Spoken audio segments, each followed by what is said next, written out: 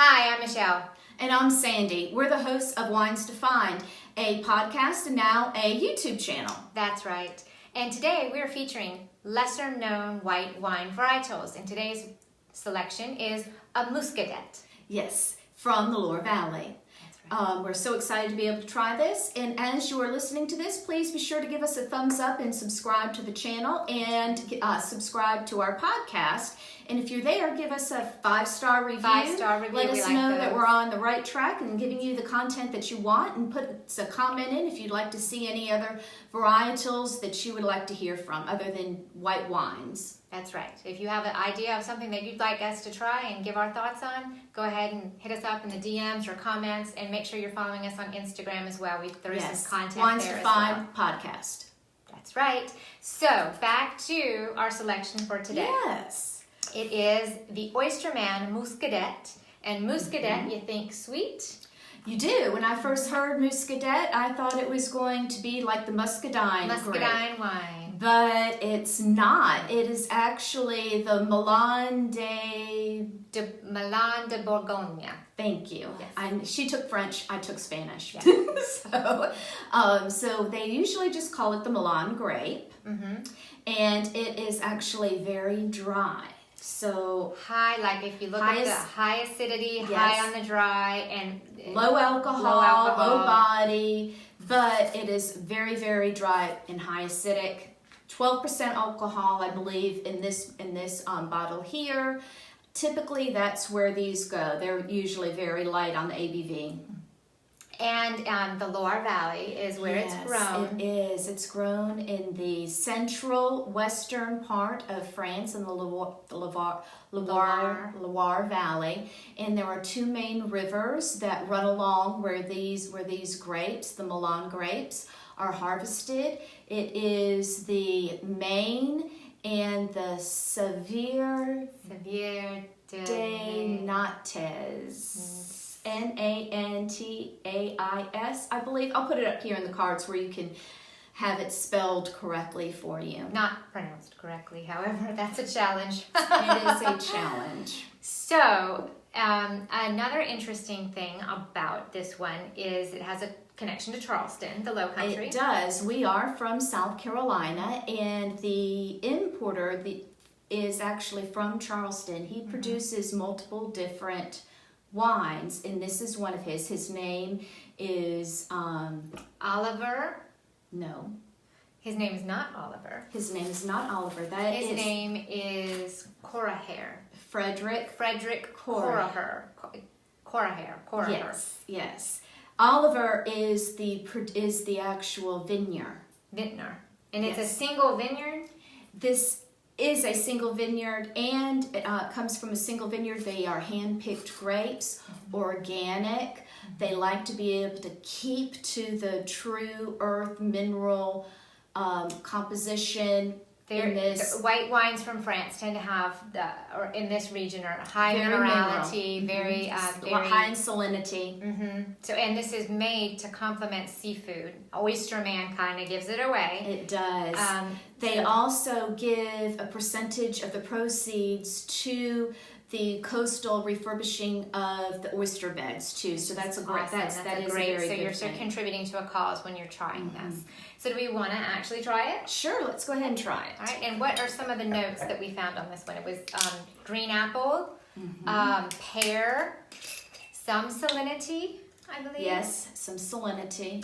And that minerality again, and the pairings are going to be, it said great with a low country boil, oysters, seafood, shellfish, any kind of shellfish. And it's a nice light wine, so you're going to want a nice light meal to go along with it, or food. I did hear that if you let it warm up a bit, that you should be able to get more floral notes, which would lend itself more towards an Asian fare too. Okay. And one of the things that is going to be interesting in terms of texture is that it's aged on the lees. It's aged on the lees, or sur lee if it's French. So you'll see the surlee, and that means that it sits on its lees and adds to the creaminess. Which is yeast, the dead yeast cells, and that adds to the roundness of the wine. So at least I'm hoping that's what will come forward with this. There are different levels of sitting on the lees or sur lie.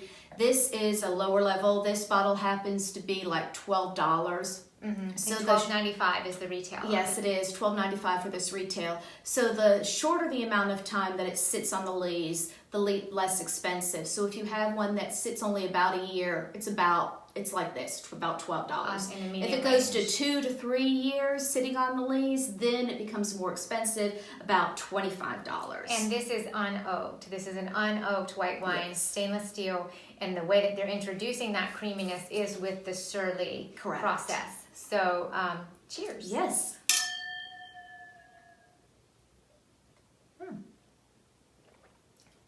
Ooh, good and crisp. Mm-hmm. It's very characteristic of a French white. It's very good. I like it.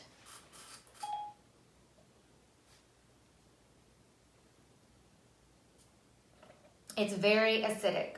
So, if that's a problem for you, that you would steer away from this. It sometimes when they're highly acidic, it'll especially if I've had lots of tomato, or not because I don't have tomato a lot, but something that has that high acid. You don't drink a lot of orange juice or anything like that. It can mess with the inside of your mouth. Well, I like wines with more acid in it, with more acidic. So this is right up my alley. I like almost like that Sauvignon Blanc. It reminds me of that. I enjoy, but it still has a little bit of the roundness from that sur lie, and I believe that's what I need to look for. I've recently just figured out that that's what makes a wine in a style that I enjoy. And I've seen where we've had a couple of wines that have the Muscadet or a hybrid, a clone of a Sauvignon Blanc clone. I can't remember what it was called. Yes, it was the Cease. It was the Cease clone. No, that's not what I'm thinking of. I'm thinking of there's a clone and it's a Muscadet, the Muscadet clone. Okay. And that gives this that texture and body that we've had in Sauvignon Blanc is what we've had it in. But this is like just straight up that grape, so it's really good. It is. I do taste, it's very light on the nose. It's not overly jumping out at you. It does have it's very citrusy smelling to me, more so than even pear. And I get the floral. I guess it is warmer though. It's been sitting out, so I do. Not as floral as like the Torrentes. The Torrentes, was super floral. That was awesome. That was very good. And this is awesome, but in a different way. This is very unassuming even. It's not. This is like a cleansing your palate. This is, I would even say this is a lunch wine. If you're going to have a midday lunch with a salad, this would be good perfect. Aperitif. This is very.